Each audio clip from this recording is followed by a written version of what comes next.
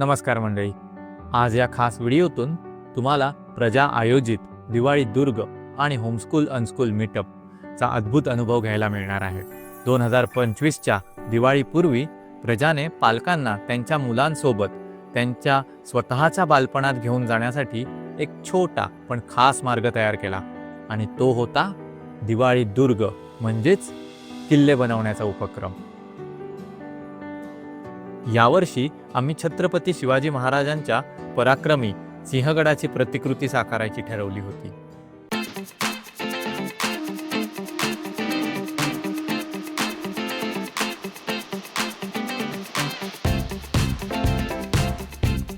मुलांना प्रथम किल्ल्यासाठीचा आराखडा कसा तयार करायचा आणि सर्वात महत्त्वाचं म्हणजे उपलब्ध मर्यादित साहित्यात तो कसा रचायचा हे शिकवलं गेलं. आता तुम्हीच बघा. एकदम छोटं असं ना, थोडं मोठं घर म्हणजे आपल्याकडे भरपूर आहे.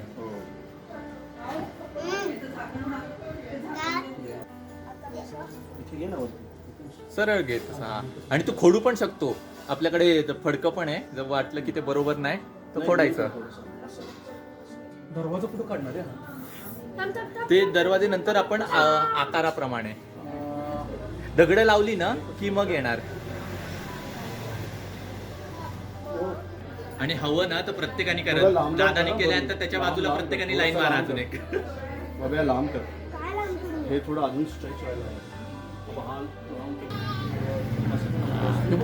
सेल्फी स्टिकला मोबाईल लावलाय, शूट करतात.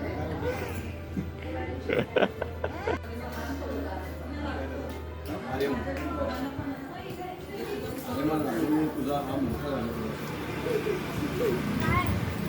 हे जे आहे ना टेपरिंग आहे, बघ ना.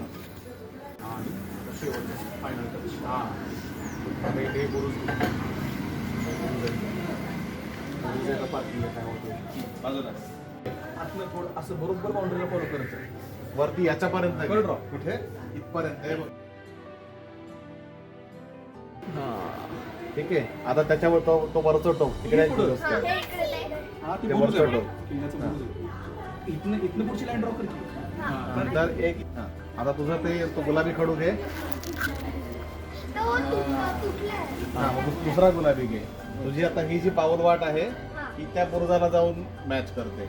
अशी त्या बुरुजापर्यंत घे. ठीक आहे. त्या बुरुजाला टच कर. नंतर या बुरुजापासून तिकडच्या बुरुजापर्यंत बरं का पुढे. नाही त्याच रंगाने कर. या बुरुजापासून त्या बुरुजापर्यंत. हो, ते खडू तुटणार हळूहळू. हळूहळू करायचं. काय तुटले तरी बाकीचे आहेत ते वापरून घे. काढ तिकडे. भिजवा खाली आली ना. हळूहळू. मग थांब, हे घे. मगच्या ऐवजी हे घ्यावं होतं. हा हे बघ, ते डबडे आहेत ना ते. हा सगळे पावरवाट झाले. सगळं ये बाहेर. आता काय करायचंय? बोट फक्त ठेवतात. हे गोंडपाटाचं करायचं का? हा, भिजवायची ती फक्त भिजवून टाकायची. त्याच्यानंतर बालदी चोतायची आपल्याला. आता या दिदीला दे.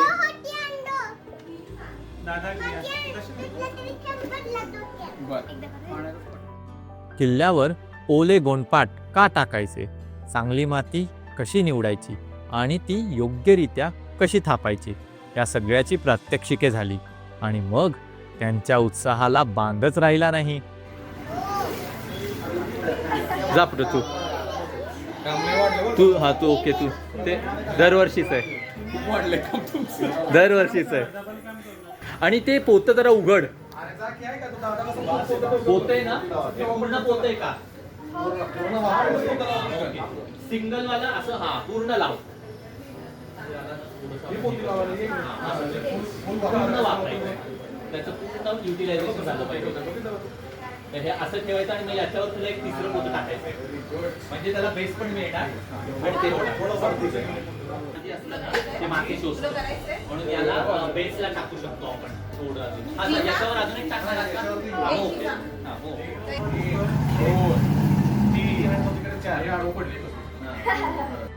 मुलांनी तर धमाल केलीच, पण मुलांपेक्षाही अधिक आनंद त्यांच्या बाबांच्या चेहऱ्यावर दिसत होता. जणू त्यांना त्यांचं हरवलेलं बालपण परत जगण्याची संधी मिळाली होती. हा दोन्ही बाटल्या भरायच्या आहेत का? तेवढी गरज नाही पडणार, पण भरून ठेवू आपण, म्हणजे परत काढायची गरज नाही पडणार. शेण नाही घेतलं, शेण घेतलं असतं तर. आणि असं मोठी टेबल असते ते फोडायचे अंगठ्यानं. हा फोडते अंगठ्यानं पातळ. एका फोडवर का पेणू?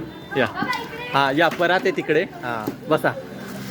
हा तिकडे करा आता, तुम्ही तिघं तिकडे घ्या. येस, हातानेच टाकती, परातीने टाकण्याच्या. हा आणि फक्त तुम्ही पाण्याचं माप बघा. महाराणी मग थोडंसं पसरव बबी. हा मोठ्यांना पसरवण्याचं काम, छोट्यांना मारण्याचं काम. घे, घे.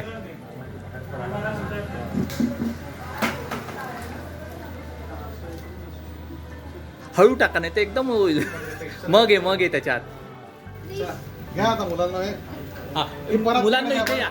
इथे या. परत ते तिकडे काका आता तिकडची माती करतात. हा किल्ल्यावर टाकायचं काम करा फक्त.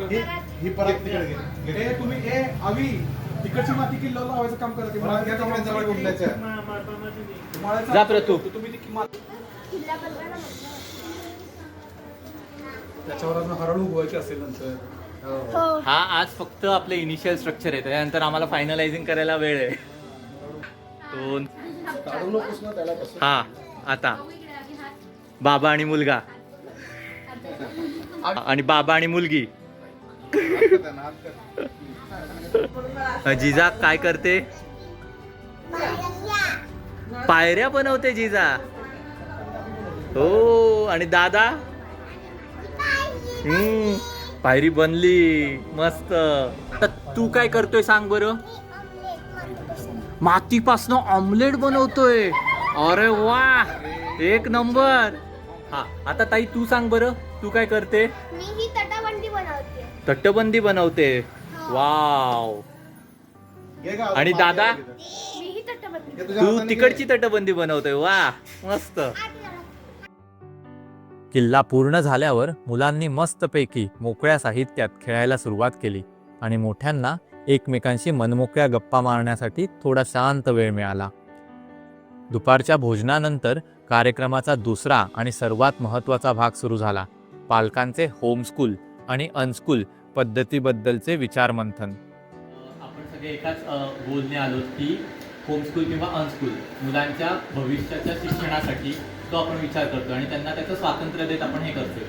सो सगळेजण एकाच ह्याच्यात बोटीत असल्यामुळे कसं आहे की प्रत्येकाचे वेगवेगळे अनुभव आहेत, त्या अनुभवातून आपण शिकू शकतो. फक्त सगळे अनुभव कॉपी पेस्ट नाही होऊ शकत, त्यातल्या काही गोष्टी आपण घेऊ शकतो.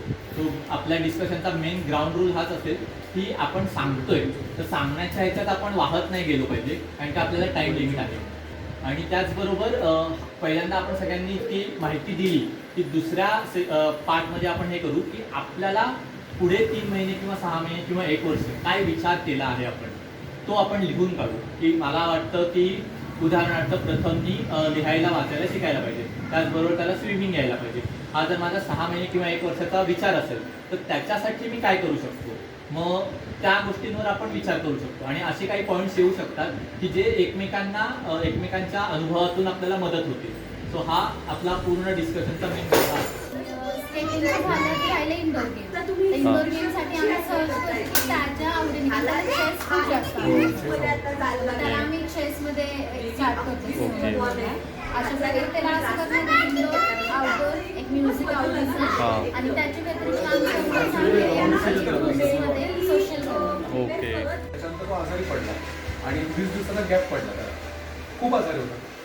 20 दिवसाचा गॅप पडला. त्याच्यानंतर ज्यावेळी तो आम्ही त्याला स्कूलला पाठवलं, एक तर तो जायला तयार होत नव्हता आणि घरची सवय झाली, मुसीत झालेला. त्याच्यातनं आम्ही त्याचा आवरून त्याला कसं तरी तयार करून मेंटली प्रिपेअर करून स्कूलच्या गेटपर्यंत नेलं.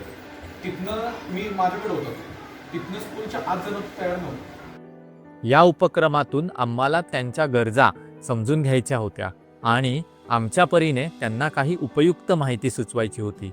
नाहीतर कमीत कमी भरभरून प्रोत्साहन द्यायचं होतं, जेणेकरून त्यांना त्यांच्या या अनोख्या वाटेवर एक सहप्रवासी भेटल्याचा आनंद मिळेल. ही चर्चा खूपच रंगली आणि त्यातून काही महत्त्वाचे निर्णय आणि मुद्दे नोंदवून ठेवले गेले, ज्यामुळे हे सगळे पालक त्यांच्या पुढच्या वाटचालीसाठी एकत्र येत राहतील. सायंकाळी मुलांनी परत एकदा धमाल केली. मावळा बोर्ड गेम, त्यानंतर आर्यमान आणि वेणूने उत्साहाने त्यांना आवडणाऱ्या गोष्टींचे सुंदर सादरीकरण केले. असावा शंकर चॉकलेटचा बंगला, चंदेरी सोनेरी चमचमता चांदी. थँक्यू म्हणे मी नकला फार छान करतो. बाबा ऑफिसला जाताना टाय कसा बांधतात, त्यांचा फवारा फस फस फस कसा करतात, वगैरे वगैरे. हो आजी तू काल तर आल्याच्या आजीला बोललीस माझ्या नातू मोठे पडी नाटककार म्हणजे नट होणार. हो आजोबा, त्याच्यासाठी नाट्याचा अभ्यास करावा लागतो, जो मी करणार. नाटक माझा जन्मसिद्ध अधिकार आहे आणि तो मी मिळवणारच. भारत के देशवासियों, आपल्याला काय म्हणायचं होतं? हा, देवी और सज्जनों, अमिताभ बच्चन का आप सबको प्रणाम. काय 4:30 वाजले पण आता मला लेट होईल.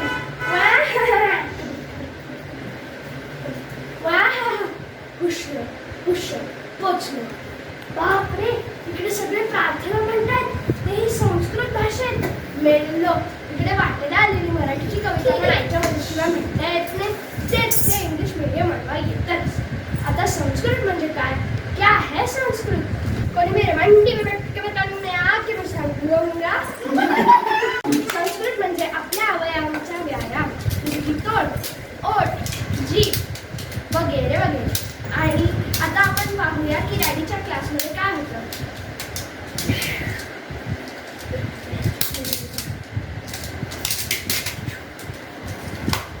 काय म्हणालीस डॅडी? ऑब्झर्वेशन म्हणजे काय? क्या है ऑब्झर्वेशन? कोणी मेरे मंडी में बैठ के बताऊंगा कि मैं सांगूंगा. आता ऑब्झर्वेशन म्हणजे आपल्या वाटेला आलेली भूमिका हुबेहूब करण्यासाठी. आणि माझ्या वाटेला आलेली भूमिका ही भिकाऱ्याची. आता भिकारी कुठे शोधणार? काय म्हणालीस रेडी? ST stand. तर चला एसटी स्टँडला जाऊया.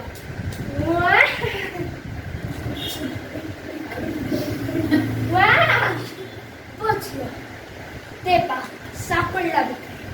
हेलो, तुम मुझे मेरा तेरा शर्ट दोगे? और फिर कोणी मेरे मांडी पे बैठ के मेरे में आके मैं सांगूंगा याची गरज नाही पडणार. तो भिकारी माझ्या हिंदी स्किल्सवर इम्प्रेस झाला.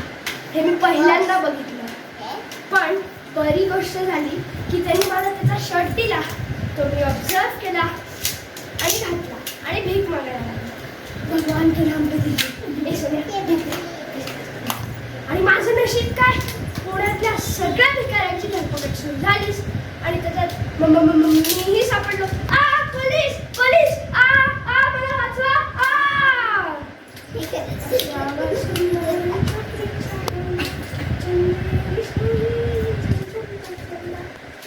त्यामुळे साई मी झोपेत वेड्यासारखा वागत होतो. अच्छा, म्हणजे हे स्वप्नच होतं. तर रसिका हो, हे तर स्वप्नच होतं. पण मी आता तुम्हाला लवकरच परत भेटणार आहे, कारण मी ऍक्टर आहे ना. वेणू सुरंगा पुराणी. सर्व प्रिय चारुतर वसंते, म्हणजे सर्व काही खूप प्रिय आणि सुंदर वाटतं ते वसंतातच. अर्थात माझा आवडता ऋतू म्हणजे ऋतुराज वसंत, आपल्या भारताचा ऋतू. त्यातला वसंत म्हणजे नवजीवनाचे प्रतीक म्हणूनच तो ऋतूंमध्ये सर्वश्रेष्ठ आहे. यात थंडी असते ना उष्मा असतो.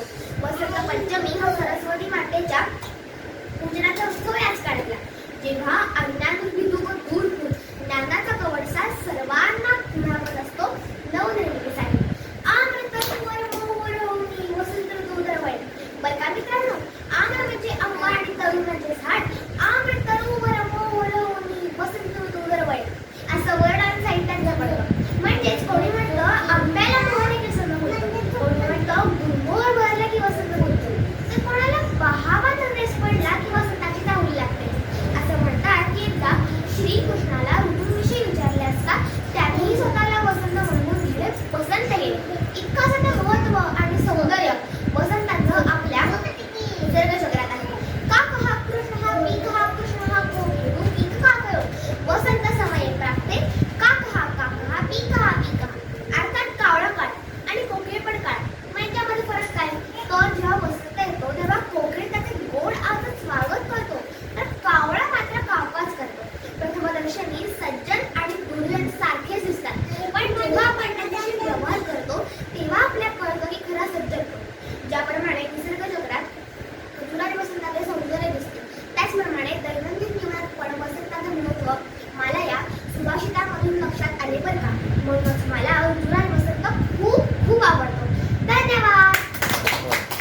अशा प्रकारे प्रजाचा एक दिवसाचा हा दिवाळी दुर्ग आणि होमस्कूल अनस्कूल मीटअप खूप छान आणि अर्थपूर्णरित्या पार पडला.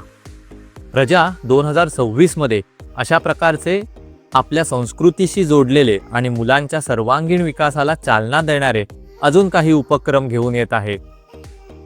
तर तयार आहात ना असा वेगळा, आनंददायी आणि अर्थपूर्ण अनुभव घेण्यासाठी?